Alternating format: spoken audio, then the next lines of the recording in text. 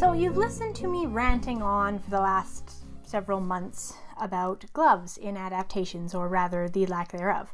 So I thought I'd give a brief rundown on those. Those are pretty important during the time period.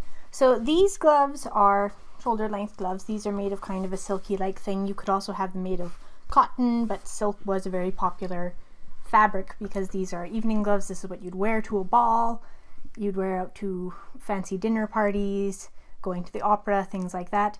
And you'd wear them the whole time except for when you were eating. You would take them off to eat. So they should be wearing full-length gloves. These are very plain, but you could have them embroidered with stuff, or they could have fabric or silk flowers on them, make them look really pretty and all that fun stuff. The other kind of gloves that you had, I'm going to put on a pair. I managed to track them down when I was getting ready to shoot this.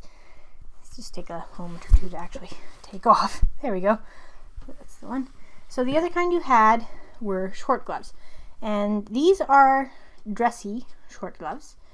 But you would also have short gloves made out of leather, suede, cotton, wool, that kind of thing. And the purpose of short gloves was to be worn out when you were out walking and things like that.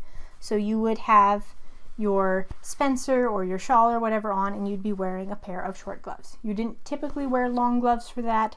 You could get longer gloves, but they weren't usually elbow length. So you'd have short gloves for wearing during those times. So if I'm complaining about a lady in a movie or an adaptation that's out running about the streets wearing no gloves, these are the idea of the gloves she should be wearing. Short gloves, more likely made out of something like leather or something like that. I want to get a pair of those. I haven't found one yet. But yeah, when I'm complaining about the lack of gloves, that's usually why. They should be wearing short gloves if they're out and about in nature, and they should be wearing long gloves if they're in some kind of a ball situation. So those are women's gloves. Women would wear a variety of kinds of gloves. Men also wore gloves. Their gloves were pretty much always short, and the wearing of white gloves was usually limited to their dress wear. They would also wear short kind of leather type gloves when they were out walking and things like that. So if they're outside, whether they're a man or a woman, they should be wearing gloves. If it's a fancy party, whether they're a man or a woman, they should be wearing gloves unless they're eating at that moment. Hope you enjoyed the video, found it interesting. Remain as always till the next time we meet, the Austen Reviewer.